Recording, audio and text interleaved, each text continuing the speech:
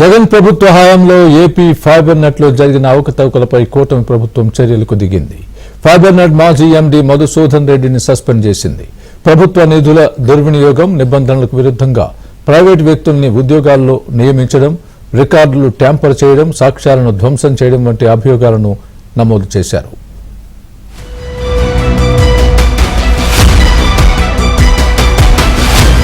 AP fibre net మాజీ MD Madhusudan రెడ్డిని ప్రభుత్వం సస్పెండ్ చేసింది. ఇందుకు సంబంధించి ఉత్తర్వులు జారీ చేసింది.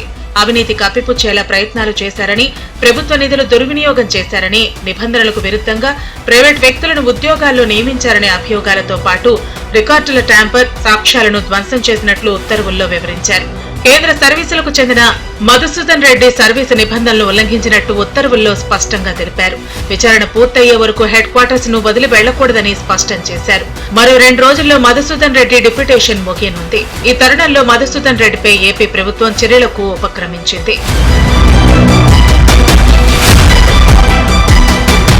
రైల్వే శాఖ నుంచి 2019 ఆగస్టు 26న డిప్యుటేషన్ పై ఏపీకి మధుసూదన్ రెడ్డి వచ్చారు. 22తో డిప్యుటేషన్ గడువు ముగియనుంది.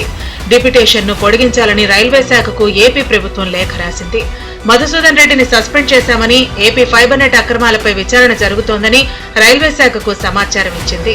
మరోవైపు ఏపీ ఫైబర్ నెట్ లో పులివెందులకు చెందిన వందలాది మందిని ఉద్యోగాలకి తీసుకున్నారని, వీరందరూ ఎక్కడా పనిచేయకపోయినా లక్షల జీతాలు చెల్లించేవారనే అభియోగాలు మధుసూదన్ రెడ్డిపై ఉన్నాయి.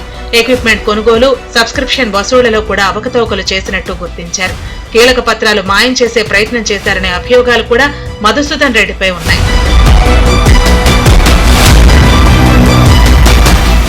మరోవైపు సమాచార శాఖ మాజీ కమిషనర్ తుమ్మ విజయ్ కుమార్ రెడ్డిపై కూడా విచారణ జరపాలని ప్రభుత్వం నిర్ణయించింది.